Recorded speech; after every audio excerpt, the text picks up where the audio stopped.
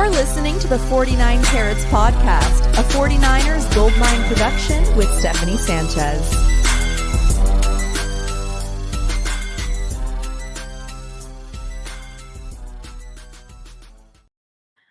What's going on, everyone? Welcome to another edition of the 49 Carats podcast. I'm your host, Steph. It is Monday, November 18th, and I didn't know how to start this show because, I was like, should I go with the sigh? Should I go with the, kind of dramatic, monotone? Because that's where we're at with this season, right? And so me and my Monday co-host, Weston, going to talk about this latest loss from the 49ers, try to make sense of it a little bit, try to think about where this team is going, going forward the rest of this season, what we think. In Weston, I'm not going to ask you how you're doing because I think I know. Rather, I'm just going to ask you,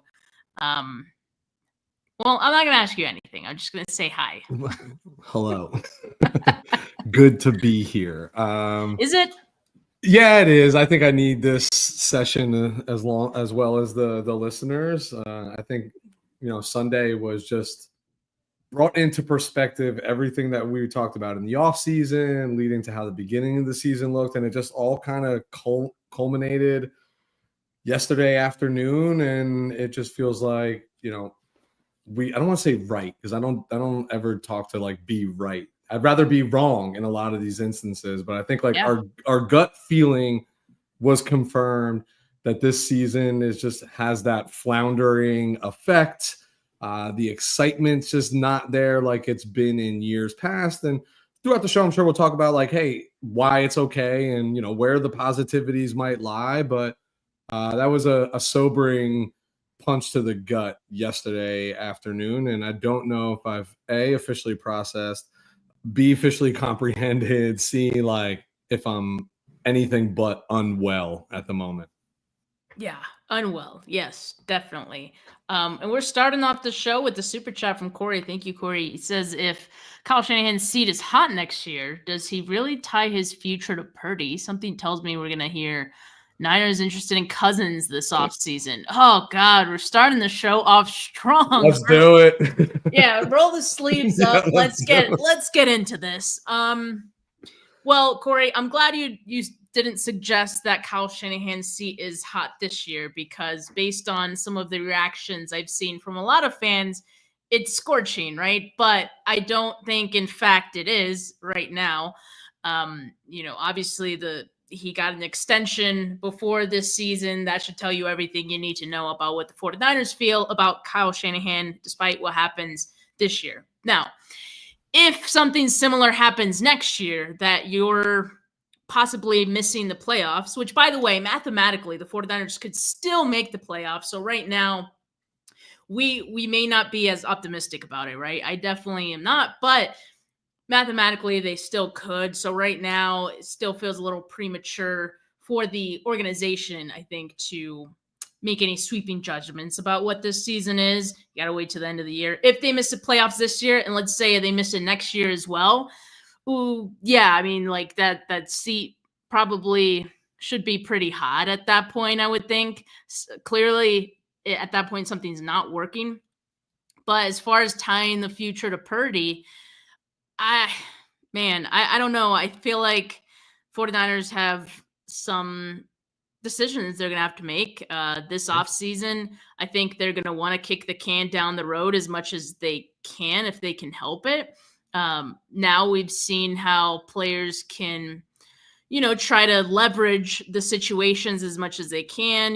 Maybe Purdy refuses to show up to OTAs, or I don't know. I don't see Purdy being that kind of guy, but you never know once we get into contract negotiations what his agency is maybe advising him to do. We don't know. Anyway, I think I think the 49ers will sign Purdy to an extension, whether it's the best thing for the team for Kyle Shanahan or not, just because I can't see them moving off of him. I think they would be afraid to. For a couple of reasons, and maybe that's a conversation for another day. I don't want to have a long-winded answer, and I want to give Weston a chance to give his thoughts as well. But yeah, if they do tie Kyle Shanahan's future to Purdy, that could eventually be to Shanahan's detriment, right? Like, so that's just be the risk they'd be willing to take. Yeah, I start with the last line of course, statement following his question. I think even if Brock Purdy had an all-pro caliber season, just the mere fact that Kirk Cousins might be a free agent at the end of the season, or things aren't going swimmingly in Atlanta, like Kyle Shanahan will forever be tied to him, just like Tom Brady was forever tied to the San Francisco 49ers, had his Patriot career run dry. I think the 49ers are just quarterback controversy just is ingrained in this culture, especially over the last few years. But I will say, I do not think that Kyle Shanahan is tied to Brock Purdy in any capacity. So, like, if you really look at it, they brought over Jimmy Garoppolo. Jimmy had 5 good games. They turn around, make him the highest paid quarterback, like in the NFL, almost essentially, right? Like overnight with nothing to prove. They walked away eventually, right? Like they got away from that no harm, no foul. Trey Lance, a lot was invested into the future of that young man in terms of draft capital, etc. They quickly cut ties with that. Again, no harm, no foul. So I think he's very risk adverse to whoever the quarterback is, and winning ways will do that, right? For him. So I just don't ever think like, and which is, I think it was a great point by Corey, or a great question, because a lot of organizations and coaches tend to be tied to that franchise quarterback. And even if you make the mistake and pay Brock, and he's not worth, when I say make the mistake, if he becomes not worth the money that you have invested and doesn't yield you the results, still don't think, I think their fates are tied, are separate from one another, especially given the fact that like Brock Purdy was a 7th round draft pick and kind of fell into their lap. It's not, oh my God, this is the 3rd time we've invested a ton into a quarterback and it didn't pan out. Like the investment here will be more fiscal than it will be anything else if they could. And just don't forget, like he still is, like they could play some games here. I don't advise it. I advise being very transparent. Even if it's, hey, we don't think you're 65 million. This is what we think you are. I think the more they share that with Brock's camp, the better somebody like Brock feels about it, if that's the case. But they could play shenanigans and play a game of chicken if they want to, because he is, right? He still would be under contract for another year under the rookie contract.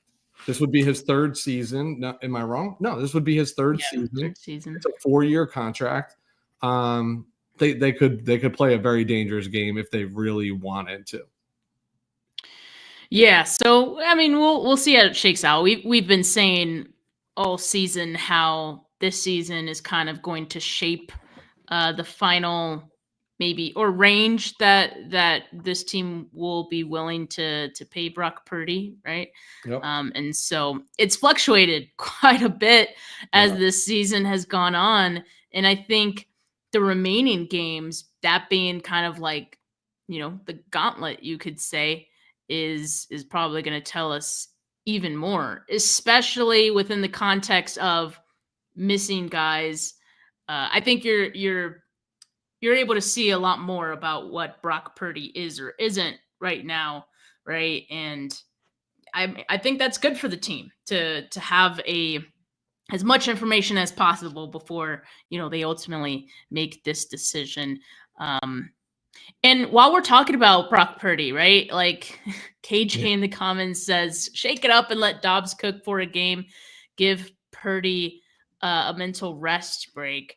Well, I thought it was interesting that today, not too long ago before we went live, Kyle Shanahan did give us some injury updates, and Brock Purdy was on the list, actually. Didn't mention anything for him yesterday, but he was feeling some soreness today. Shoulder soreness, right shoulder soreness, so he's throwing arm. He's going to be day-to-day this week. So that was interesting. I guess we'll see what happens there. I would expect he still plays. But this is interesting to me, Weston, just because, and I'm not suggesting that the team is doing this, but if at any point you're like, okay, the season is cooked, like let's just try to mix it up. Like you have that excuse, right? Of, it's his shoulder. But again, I'm not saying that the team is doing that or is going to do that. I'm just saying that's No, I think wouldn't you're be right. the first or last time we've seen a team do that. Exactly, right? I mean, hey, the injury report's the best way to hedge your bet. And he did take a couple hits yesterday, a lot of due to his own scrambling, right? And even the diving head first and the things that he does, like the impact is usually head, neck, shoulder, right? Like that's the way that it goes. So not surprised to see that at all.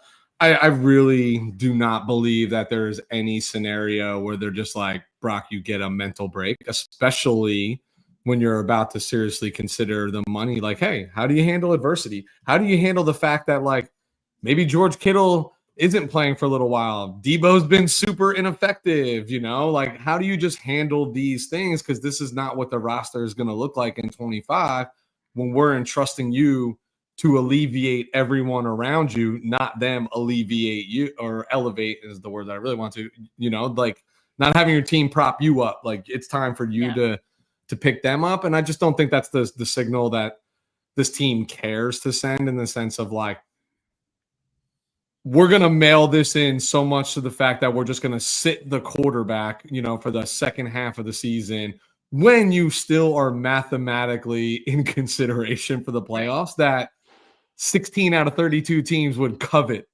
where they're sitting right now. It's just not up to snuff for us because we have been spoiled as of late, i.e. 3 consecutive NFC championship games, right? A Super Bowl appearance. Like, it's all relative, but I just don't envision there's a scenario ever, unless he is truly banged up, right? Where it doesn't make sense to push beyond it. If it's just a little shoulder soreness and well, that's kind of par for the course when you're, week 11 in the NFL. Yeah, and as pointed out, like if this is a time where they are trying to determine whether or not he is that guy, how much you should pay him, you do want him to play these games. So yeah, that's a good point by Corey, and I agree with that. So I want to clarify that stance as well.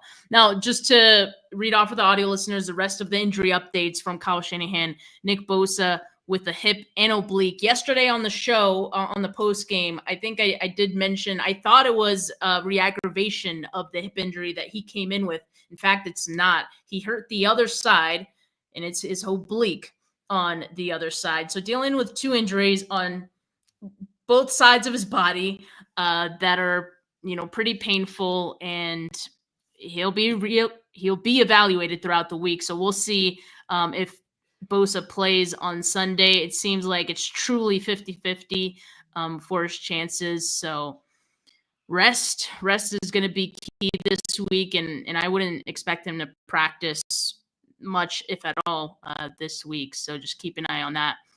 Jacob Cowing, who exited the game, he's in concussion protocol. Linebacker Tatum Bethune, he's going to be out for a while with, I believe, an MCL sprain. George Kittle, who missed this game, expected to practice Wednesday. So that is good news, because, boy, did the team miss him.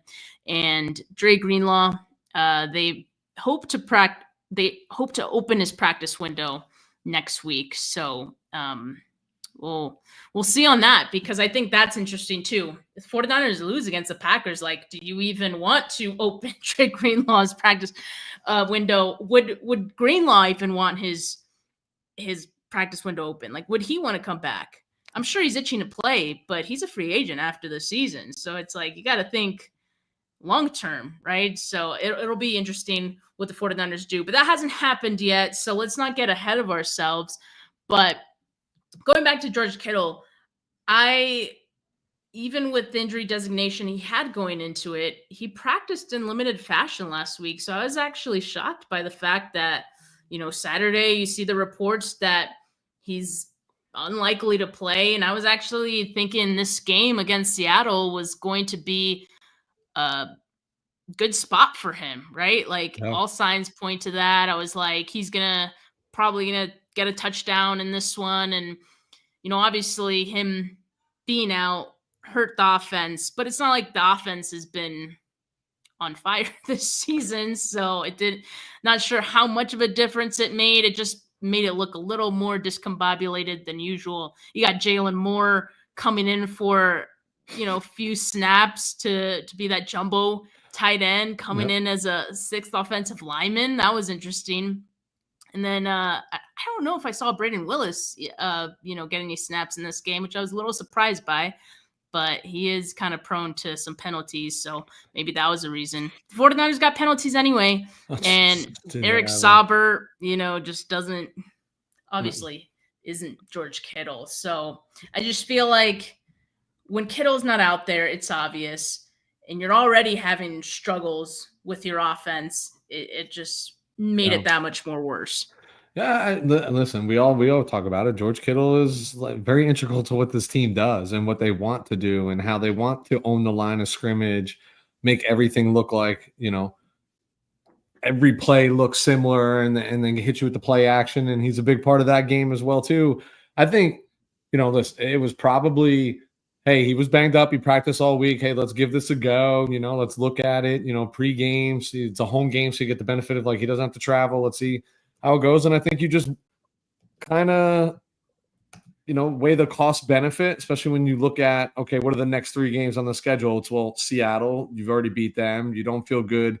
They've lost how many in a row coming into this game and have not looked all that great, followed by Green Bay, Buffalo on the road. Well, Jesus, I'd really, if the risk reward was sit George this week, feel really confident barring another injury in one of these games, you have them for those 2 games. I think you do that 100 out of 100 times, if that's the question or the dilemma that they were faced with when testing is okay, if he aggravates that hamstring further, it's not just a single game missed, right? It's 3, done. 4, 5 weeks. And that, we're already sitting here saying we're cooked at 5-5. How do you think that feels at 5-7? That's not good. And look, I understand that there's now at this point a very small percentage of the fan base that is still holding out some hope. And look, I'm not going to make them feel bad, right? I talked about it, last week. People fan how they want to fan, and they fan how they are in life. If you're positive, you're going to be an optimistic fan. If you're negative, you're going to be a negative fan. That is just who you are. You can't really change that about yourself. So I don't want to make people feel bad about what side they're leaning on about this team. But for the people, go for it. I was saying just about that point, for those who might be listening right now or play this back and feel that they are the overly optimistic fan and want reason for hope. I am too, right? Steph, I make no bones about that. Sometimes you're grasping for something to be hopeful Of course, about. Even though my brain and what I see and what I interpret tells me I refuse to watch my San Francisco 49ers in any other light than utter optimism that they can win a football game, right? We've seen the San Francisco 49ers. I'm not saying this version of the San Francisco 49ers, but you have seen the San Francisco 49ers go on an 8, 9, 10 game tear. It's possible. It's unlikely with this group. There is nothing in the previous 10 games that gives you there's no evidence that it becomes likely that they can go on this run. But there have been bigger Cinderella stories by less talented teams across all professional sports. And even though I will sit here and tell you about this is poor, this needs to improve, this is what I would do in those scenarios, I still turn on that game and I cheer as if I expect them to win regardless if I do or don't, because that's what I latch onto, right? So I think those those overly optimistic fans, I am you, you are me, we are one. That is how I go about it, regardless of who you might hear me crap on or poo-poo on throughout the week, talking about these games. But, don't give up. It's still there, it's not all lost. But Steph, me, that's just how I go about watching this team. Sunday's what I have to look forward to, right? We work during the week, we have families, we have regular stresses. Even though that's a different level of stress for 3.5 hours, it's my stress that I own, and I will never change that. I haven't in 35 years, and this team has handed out some real shit burgers before, right? Sorry for my language, but still been there for it. Yeah, and I think that even with me maybe having soured a bit on this season. Like, I was watching the game, these last 2 games of the Niners, like the Bucs game that came down to the wire, this game that came down to the wire. Like, my heart is racing at the end. And that's with me, like, knowing kind of what was going to happen and like preparing myself for it. You know, like I'm still very much emotionally invested in this team. That doesn't change. But the reason that I think a lot of fans at this point have a hard time, you know, grasping at any sense of hope is because it feels different this time than it did all those other times. And I know when people point out, like, you know, in 2021, there were also, was it like 1-3 in the division or something like that? And, you know, they came back and they made the playoffs and all this, you know, just get to the dance. And it's true in the NFC West, like there are 3 teams that are 5-5 right now. So that there is still some life there, believe it or not. But here's where I feel differently. The fact that they're behind as far as the tiebreakers in the NFC West, that kind of feels like 2 steps back right there, right? Totally. It's not just, you're not just 1 game behind. You're actually 2 because you have to be an extra game over that team in order to be ahead of them on the standings. Also, 49ers have yet to beat a team over 500 this season. They're 1-5 against teams at or above 500, and they're 0-3 against teams with winning records. I don't have to tell you guys that they have a lot of teams with winning records coming up on the schedule. So I think that's why a lot of us don't feel very good about this team right now. The previous 2 wins against the Cowboys and the Bucs, they didn't look good, but they were getting the wins anyway. That meant something, right? Yeah. They were close to getting the win against the Seahawks, and that would have given me some hope. That would have given a lot of people some hope because they needed that. They needed that so bad. Yeah. Seahawks knew they needed that. So yeah, I mean, with them having lost that game, that's why, to me, it just feels like it's not officially over. Like I said, mathematically not out of it. It just feels like it might as well be, because I think I know what happens next, just based on what I've seen so far from this team. Disappointing. There isn't any, I hate to say this, there's just no glimpse of a good team that I've seen on any side of the ball. Yeah. At all. At all. I just think it's collectively. I think week to week we spend, it was the offense was poor, or the defense was poor, or the special teams. Let's just call it what it is through 10 games of the season. It's everything and it's nothing. It's like something you just can't put your finger on as to what's gone wrong. And Steph, let's go all the way back to post Super Bowl. When you and I did our first Monday show following the Super Bowl, it wasn't even excitement to get to the next season, right? Like, can't wait. It just all felt wrong from jump. And I think what we are truly witnessing is truly the Super Bowl hangover, the way that it was defined and meant to be, is like, hey, you have a similar roster. Yeah, you had some injuries. Yeah, you had some shakeup, but this should look good again. And it just does look wrong. And all the things and all the reasons why you felt like this was the one they had to win. The aging roster, right? The expiring contracts. Like, you knew the team was never going to look the same. But the truth is they played a lot of friggin' football over the last 4 seasons. Like, no true real offseason. Like, we were talking about Dre Greenlaw before. Honestly, right now, I don't care if they beat Green Bay. Like, shut it down. Shut it down. Give this guy a full year off of football to recover from a torn Achilles that he did it on that. Nick Bosa, shut it down. Just shut it down. These guys, Dre Greenlaw, depending upon how it is, coming off that injury, you might find a way to bring him back. Bosa's on contract. Like McCaffrey, you're entering 10 weeks into the season. It's going to take another 2 or 3 weeks to get the legs under you and probably look in any shape or form what it looked like before. Maybe you shut it down and you give it to Mason and Guerrero. And if they catch fire or catch lightning in a bottle, let them, right? Like, let them. That means the team's fighting, play their way. Honestly, right now, with the way that this team is playing, they are not better with aging vets on the field. I think they're actually worse. Oof.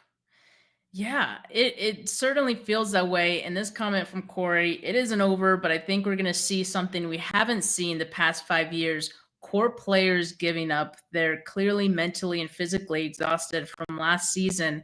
I think it's true. I mean, I didn't want to think that this would be a thing. I didn't want to think that Super Bowl hangover is real, but it's not just one Super Bowl hangover. It's that plus the many years you've been going at this and with the same group. And, I say it a lot too, like insanity is doing the same thing over and over and expecting different results. You have run it back how many times with like a lot of these vets, right? And now I think you're starting to see the effects on some of them and how it's not quite looking like it used to. Deebo Samuel, I don't know what's going on with Deebo Samuel, but that just does not look like the same guy from even last year. Obviously not the same guy from 2021. We know that. That was never going to happen again. That was an outlier of a season. That guy was different.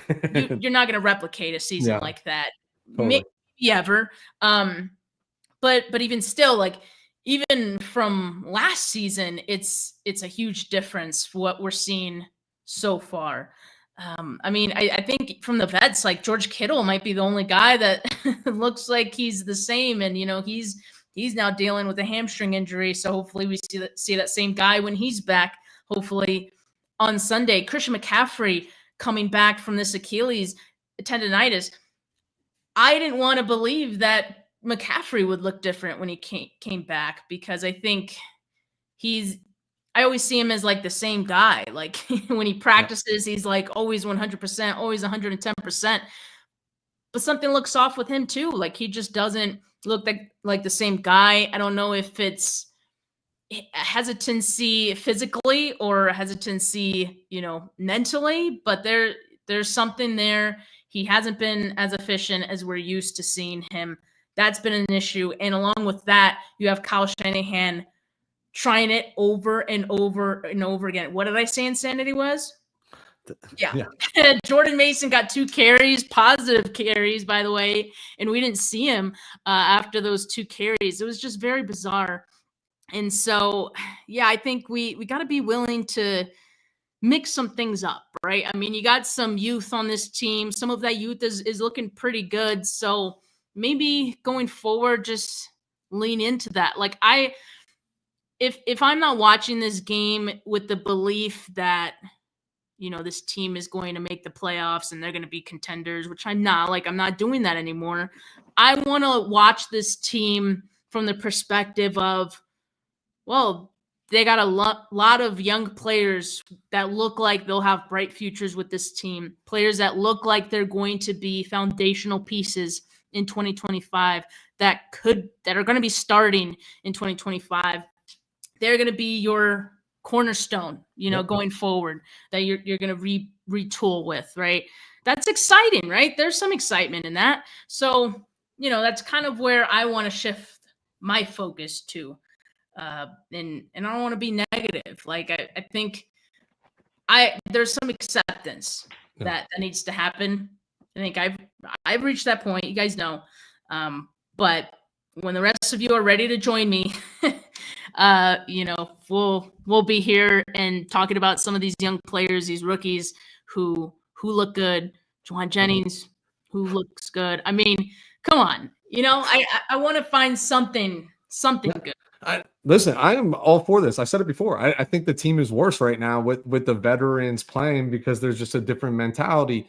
They right now are playing with something to lose, like a year off their career, like another year without a Super Bowl. Like the rooks, the second-year players, the third-year players, the guys you pulled off the scrap heap, get them in there. Let them go play. I don't think the signal you want to send is we're throwing in the towel. I think let's use this as what it is, an opportunity to, why you are still quote unquote in a playoff hunt, get your younger players viable and valuable reps in game scenarios against a very tough back half schedule. Like what's gonna to your point, looking for the future. I think what fans, or at least what I want selfishly, is show me that you've been preparing for this transition, and then the offseason needs to become more of a retool versus a rebuild. Because if it's a retool, great. You still have a lot of promising pieces on this roster that will be under contract. Demo just got handled, right? There's still people there. Some of them are going to be vets that you get another year or two out. So if you can rest those legs and just get them a mental refresh or whatever. Brock Purdy's not included in this. He doesn't get a mental refresh. He plays the most important position. But if you can get Christian off his feet a little bit, let Bosa actually recover, rest Kittle, for Christ's sake, can we even get Fred Warner off the field for a couple snaps just to conserve what these guys do? They're still part of this team. They are still part of the go forward. But what do all the other pieces around them look like? I want to see that. While we all know that the Trey Lance trade really hurt us because he's not here, and those were viable picks, at least collateral given up, that could maybe help in this transition. Did this year's draft class? I believe it did. I think you believe it did. I think a lot of people believe it did. How much is that going to help in that transition?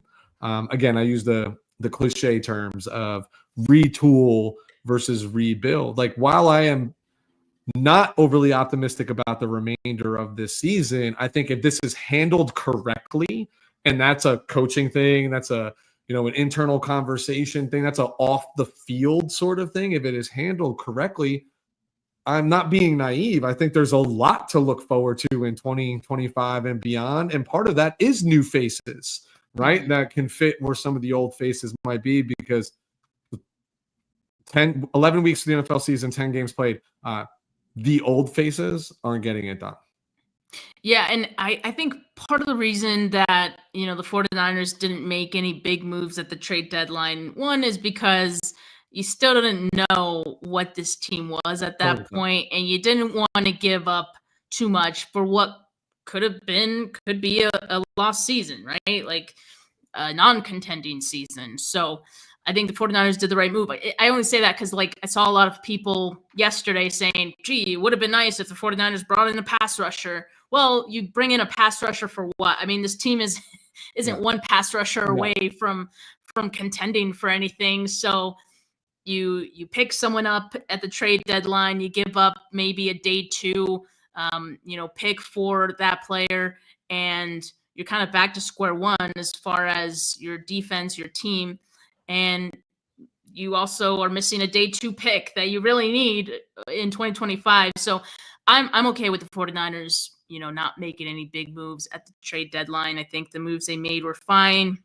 They needed depth, but I think part of that was their kind of awareness and knowing that they need to retool.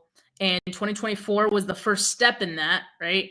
And 2025 is going to be a big step into that, right? So yeah, I mean, we're definitely going to see some changes. And I want to address this comment too from Z. He says that's BS. The Chiefs have been in postseason every year too, and their grinding wins out.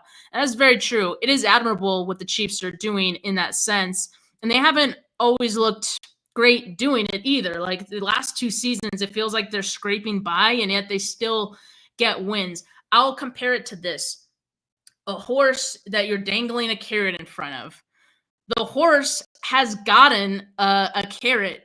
He's tasted it. He knows what it feels like. He likes that feeling. He wants to keep going for it. The horse that hasn't gotten a bite of that carrot, it's going to get tired after a while. It's not going to be the same. So that's the difference between what the Chiefs have done, who have won 2 Super Bowls in the span that the 49ers have been trying to get one and haven't. So that's the difference between, these teams right now. It's demoralizing what the 49ers have been through. And when you're doing it with the same group of guys, I mean, that gets pretty difficult. So your word choice, I think, is so spot on. Demoralizing. Steph, let's call it what it is. I'm demoralized just sitting here and I'm just watching the team. Right. The hardest thing I do is get my game day attire on Sunday and and make sure I'm in front of the TV, missing a couple family commitments. Imagine what it feels like for the ones that are, putting all the blood, sweat, and tears in and working their tails off to be the best in the business and be that highly competitive. And I know we pointed out the Chiefs, but I would say that's the only franchise over the last few years that's doing it in that manner, right? So there's 31 other teams in the NFL who are trying to figure out that level of consistency. And there'll be, look at 49ers had 2019 soared to ascending heights, right? 2020, we know what 2020 was. Then 2021, 2022, 2023, right? Like a 3-year run, like it's almost like a quick factory reset on the iPhone, and then it's going to be up and running again. Like that's what we need to do a little bit here. But I choose to remain optimistic as to what can be. But I think 2025 presents a great opportunity and for the 49ers to really try and find 2 or 3 more impact players in the draft that can contribute right away. Perhaps be, when you have the roster shedding that you're going to inevitably have in 2024, be aggressive around, some new faces. Like there's still plenty of people. I don't care what anybody says. There's still plenty of guys in this league that would love to play for Kyle Shanahan. It's just, they all talk with one another. They know he's that guy. Like I'm actually kind of sick of the Kyle slander, and we could say that for another day. I don't want to take us down a path we'll never recover from, but like, he's still that guy. Like, and he's not on the hot seat. He's not gonna be on the hot seat. Like, he's not. I think the organization loves him, and I think there's got to be a point that we always look for somebody to blame. And yesterday was no different. I saw moments where I'm like, Kyle, why? Kyle, why? Kyle, why? And we could talk about those individually, but at the end of the day, like we talk about, it's execution. The players still got to do it. Like, just because they don't execute it doesn't mean it was the wrong play called. Yeah. Like the plays are dialed up. They're there. Just that everything is out of sync. Like the players are not executing. They're not finishing. Therefore, we're going to say coaching is out of sync. Like it's just been a shit show since February 12th, 2024 to this point here. Yeah. And look, it's not like we're just because we don't want Kyle to be fired does not mean that we will defend every single move he makes. And we've said it on this show. We have critiqued Kyle Shanahan on this show. But I think there's nuance in that. You should be able to critique someone without wanting them to be fired, without I don't feel like that would be the right move at this time to fire Kyle Shanahan. And I think partially because the players do have to execute. When you hear Kyle Shanahan talk about why this team lost, why they deal with penalties and all that, it sounds like a coach that expects his guys who are veterans. What have we been talking about for the last 10 minutes? These are veterans, right? Yeah. These guys have been with the team. These guys, Kyle Shanahan has taught everything, not everything they know, but a lot of what they know and how they're supposed to execute, right?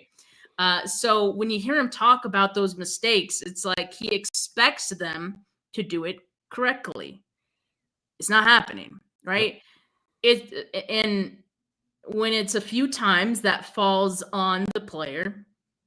But when it's a pattern, and I would say at this point, it's becoming so much of a thing this season that it does fall on Kyle, right? Like, So that's kind of my thing. Yes, it does fall on the players as far as execution goes. They are the ones on the field who make the plays. But Kyle Shanahan, I need you to understand that whatever worked before, clearly not working now. So like there needs to be some kind of revisiting of certain things to get the point back in some of these guys' heads of like, hey, I need you guys to be on your P's and Q's and execute the way I know you can, the way you're supposed to, because that's why ultimately this team is not winning games. It comes down to penalties. It comes down to offensive linemen missing blocks. And that's why Christian McCaffrey can't even get a single yard against the Seahawks, right? It comes down to Brock Purdy, throwing in rhythm, in timing. Like there's a lot of times this season where the timing of Brock Purdy's throws just hasn't been like what you've seen in the past. Last year was just like boom, boom, boom, drop, pass, timing perfect. Even if he waited in the pocket a little bit, the timing would be perfect, hitting someone in stride. We're just not seeing that this season. It's been very drop back. And that's why we're seeing Purdy run as much as he has, because he's not seeing those guys that are open. And if he does see them, he moves off of them, or he thinks about it just a second too long, and before you know it, they're not open anymore. He is not taking checkdowns at times. So there's just a lot going on. There's a lot, and it's coming down to execution. And a lot of that, I get it. It funnels up to Kyle Shanahan. So everyone has some blame to take, right? I've taken, not offense, but like I've seen a lot of people like blaming the defense for the loss, and because there was a bit of a fourth quarter collapse, right? But let's not forget the defense had a fourth down stop without Nick Bosa on the field, mind you. Mm-hmm. That was huge. Basically handed the offense the rest of the game on a platter. Here, offense, all you have to do is control the clock, get a first down or two. We win this game. The offense couldn't even they got 21 yards. Yep. That's it. You couldn't even get close enough for a field goal. You got 21 yards. 5 of those yards came from a Seahawks penalty. So it's everyone. It's everyone on this team has responsibility in what this team has looked like this season. And I don't think there's any easy fix, but I think the best thing to do is start a kind of clean slate in the off season, man. I mean, that's really the only thing I can think of. And I'm not saying fire Kyle Shanahan. I'm just saying kind of what we've been suggesting. Let's bring some new blood in here, some youth, right? Someone who hasn't heard the message before, because clearly it's falling on deaf ears now. And we talk about the physical, mental, emotional toll it's taken on some of these players to do this over and over again. So I don't know, some changes I think are needed. Yeah, I just think you need some players in some positions, and they don't have to be the talent that this team has on the roster is exceptional, right? It's not the norm for NFL teams, like the all pros at the levels that they've been, etc. So I'm not saying you just replace one all pro talent with another. This is not Madden, right? This is the real world. But people who aren't even jaded from what these losses have done to these prominent losses in big time moments and not getting to the mountaintop, you just need somebody that hasn't been hit by that bug, who's young, willing, able, fast, need to bring speed back here, need to bring physicality back here, all the things that were staples, like a lot of these guys on this roster outside of a Trent or a McCaffrey were homegrown too to get to where they were under this regime, right? Like they were found in drafts and were grown. Like we need that little surge, that rejuvenation here go forward. And we've said it multiple times. I think 2024 was the start, at least when I go down the rookie class and see immediate contribution from some of these folks that's paying dividends. I think that's a big deal going into next year. And I think we're saying the same thing. We want to see more of that for the next against good competition. That's the most important thing. You're not playing them in week 18 when doesn't matter if you win or lose and has zero effect on your playoff seeding. Guys, playoffs are right there. Say what you want. We do control our own destiny, right? That's the conversation. I'm just going to trust that I want to do it with you guys right now. That's, and that's what I want to see. And that's at least going into the Green Bay game. I'm optimistic that maybe we'll see some of that. I might change my tune when everybody else trots out there and I see Debo getting 60 reps, but 7 targets and only giving me 21 total yards in a game and can't get outside on a jet sweep anymore these days. Like if I'm seeing the same old song and dance, your definition of insanity, that's when my frustration will like boil over at that point. Yep. Well, speaking I'm of, just looking at the time. yeah, I know. I think we've beat a dead horse, right? Like we'll continue to talk about the state of the 49ers this week.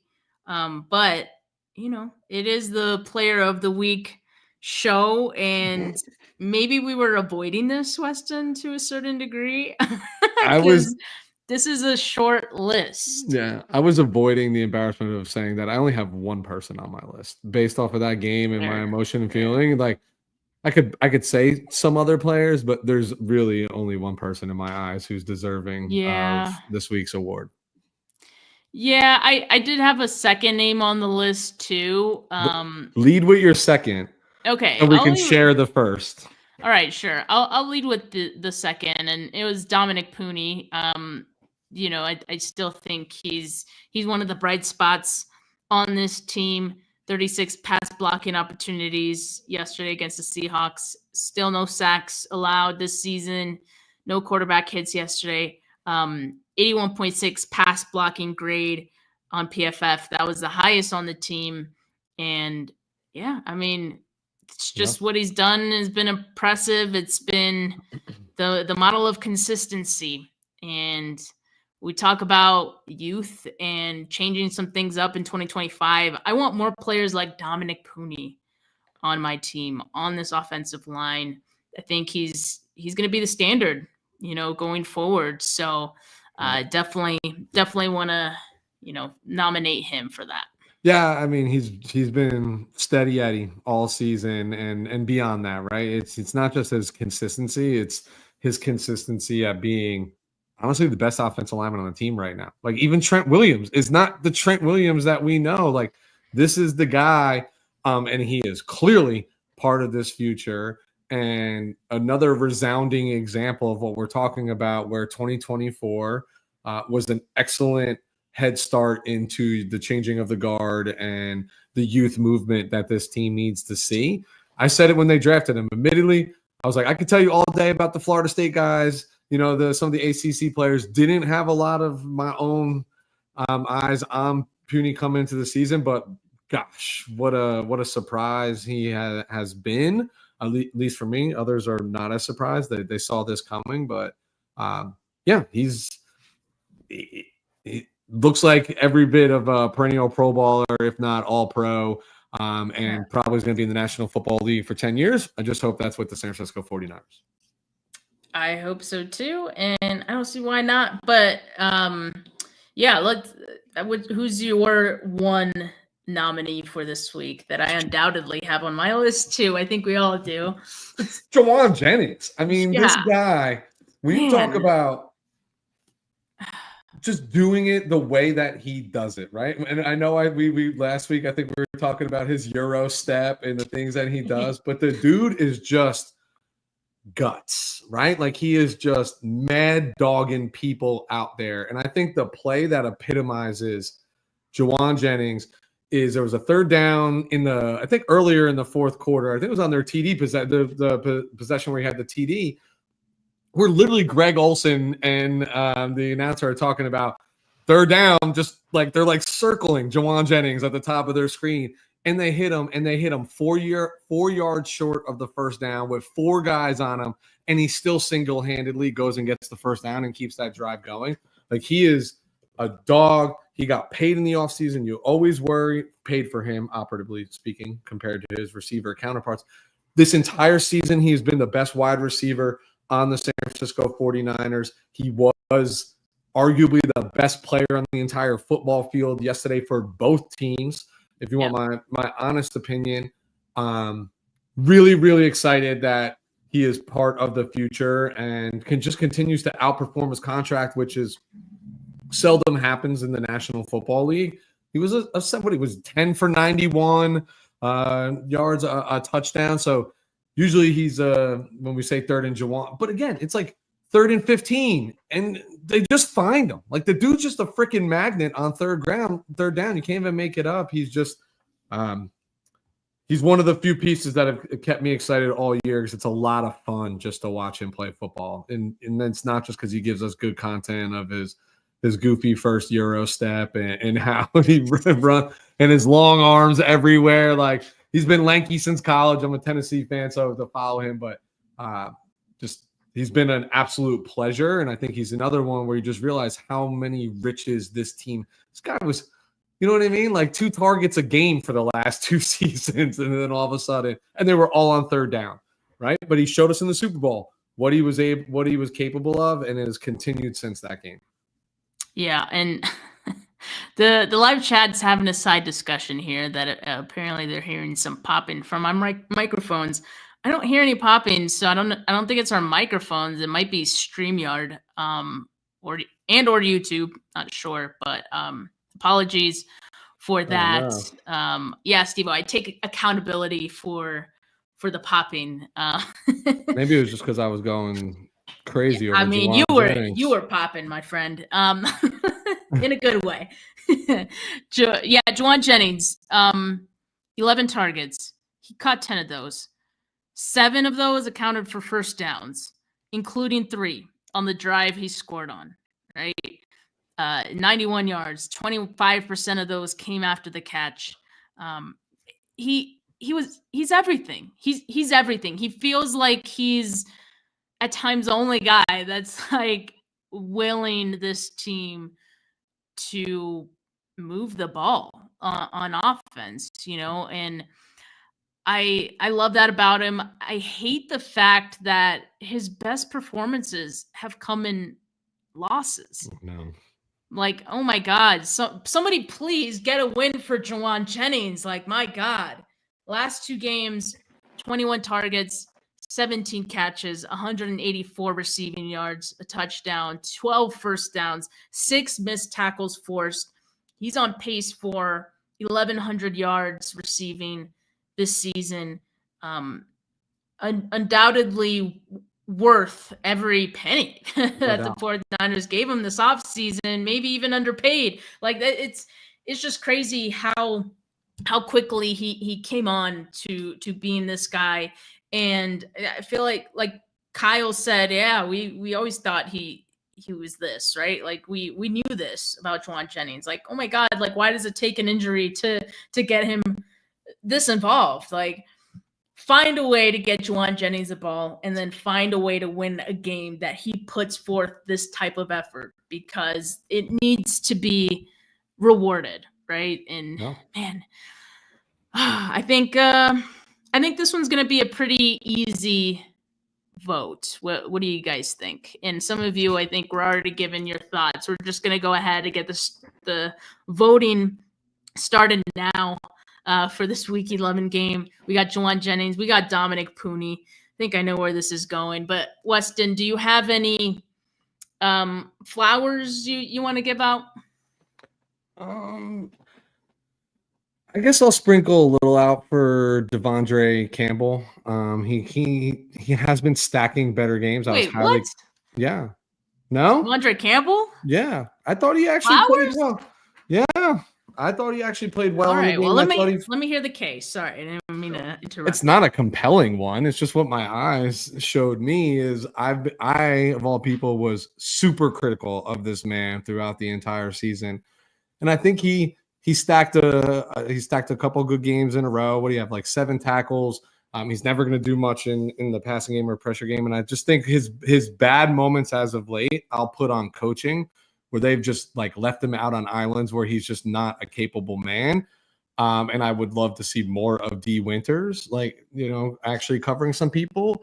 But I think he's been better at tackling. I thought he tackled well yesterday. It's hard when nobody else around him is like, I'm not poo-pooing the defense. I thought the defense collectively did everything that we could ask them to do, especially once your best player is off the field due to injury. But yeah, I'm shedding a little love for Devondre Campbell, somebody that I was so highly critical of all year long. I think he has played better, but his time should come to an end as well, while I say that. Okay. Yeah. So was it against the Bucs or the Cowboys? One of those games I was like, that was one of his better games of the season, so I did give him flowers not too long ago. Yeah. I thought he was okay in this game, right? Like, there were times he had opportunities to tackle, he made the tackle, but in my mind, I'm just like, that's bare minimum stuff. Like that. Thank you for doing your job, Devondre Campbell. And maybe that's where we're at, right, Weston, with him. That it's like, we're gonna give you flowers for doing your job because it seemed like you refused to do it all those other weeks. But I think it's the comparison is all relative.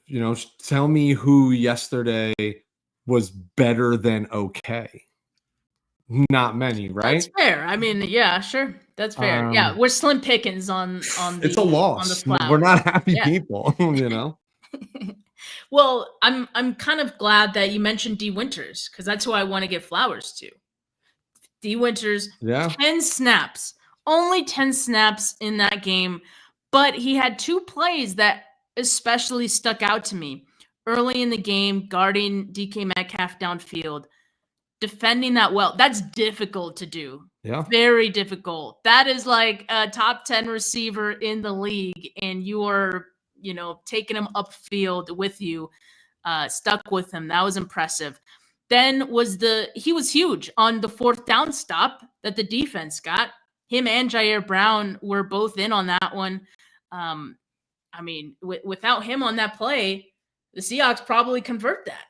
Sure. So, dude, 10 snaps and 2 that stuck out to me, like, you need more snaps. 100%. Right? So, yeah, I agree with you wholeheartedly. I think D. Winters deserves more opportunity. We're talking about, if the second half of the season needs to be a youth movement, right? I want D. Winters on the field. I want to see his athleticism out there, and I think it would benefit the 49ers quite a bit. It definitely would have benefited them, in that final Seattle drive where Geno Smith was tucking and running. Your point about D. Winters, I want to come full circle on that. What we've basically been talking about this youth movement. The 49ers are at a point where they are in the season where the decision should be who gives me the maximum ceiling, not the maximum floor, right? Like, you already know what Devondre Campbell is. You thought you were going to bring him in here to plug a hole for this until you got Dre Greenlaw back and had a veteran presence on the football field. Didn't happen. So now let's go with the guy that let's just see what he got. It's like what he's got. Thrust him into 50, 60 snaps defensively. It's hard to get rhythm in the NFL when you play 10 snaps. Like, very few players aspire to be spot players. They're all preparing and trying to be the starter. I think about that with running backs, like running back by committee. I've never been a big fan of that because running back, if anything, is a position where it's just like you need to get into the doldrums of the game, right? And just like take those hits and do those things. And you got to conserve legs and energy, and that's why you'll get to the sideline for a couple of breaths of air. But I want to see D. Winters an entire game, like just the entire game. That's what I want to see for the rest of the season. For the rest of the season, yeah. And I think that I forgot what I was going to say. You literally just said something that I was just rambling. Is what you really no. Because I say this all the time that if the young player is just as capable of making the same mistakes that a veteran is making, give me the young player. All day. Every time. And that's where we're at. That's where we're at with Devondre Campbell. And we've kind of been there like much of this season, actually. So with where the team is at, it's like, let's do it. Let's get D. Winters these very valuable snaps so that next season we don't need to rely on a Devondre Campbell, and we have a D. Winters that has way more experience and knows what to do in certain situations, right? So hopefully that's what we see going forward. Weston, do I need to ask you who you're voting for this week, or it's pretty obvious, right? You only had one nomination. I think that's who you're voting for. I wanted there to be no confusion about what my eyes saw yesterday, that Juwan Jennings was the best player on the football field. Juwan Jennings. Yeah, he's your Week 11 49K Player of the Week. Easiest decision I think we've had to make here all season. And yeah, hopefully hopefully next week we're talking about a win, but just seems a little unlikely. I always say I'm the I want this team to win, right? But I promise listeners that I will come and be very positive, even if it's after a loss, if we get more impressions around the younger players on this roster, and then maybe we could talk about that, right? Like we'll talk about who's the player of the game, but Steph, maybe we're like, you know what, when we're giving flowers or doing those things, like how about that guy in his first, full game of action? Didn't look all that bad considering it's the first time he's seen 40 snaps at that speed at the NFL level against a playoff contender in the Green Bay Packers on the road at Lambeau Field. Like that's what I want to be talking about. Yep. Me too. So let's see what happens this week. This certainly feels like the last shot. I mean, but like for real this time. This comment from earlier from First Kick, what was the word on Brock Purdy's arm? Shoulder soreness day to day this week. And also asks, are you guys moving to Blue Sky soon? I have a Blue Sky account, Steph49K. That's where you can find me on all social media platforms, Steph49K. But I'm not going there full time. I'm everywhere. Yeah. As you should be. Everywhere. Don't spread yourself thin. I'll clear up any confusion right now. I can barely work Twitter. I barely can handle social media. So another one on my resume. I'm just lucky enough that Steph puts up with me and invites me back here on Monday. We'll be back. We're always here. So make sure that you guys join us next week as well on Monday. Like this video, make sure you subscribe to the channel if you haven't yet. I have shows all this week. We'll be talking about plenty more about this team, believe me. But audio listeners, leave a rating, leave a review. Appreciate all of you. The live chat was popping today. Always appreciate your guys' input and what you guys have to say about this team as well. So thank you for that. For now, have a good rest of your Monday, folks. Peace.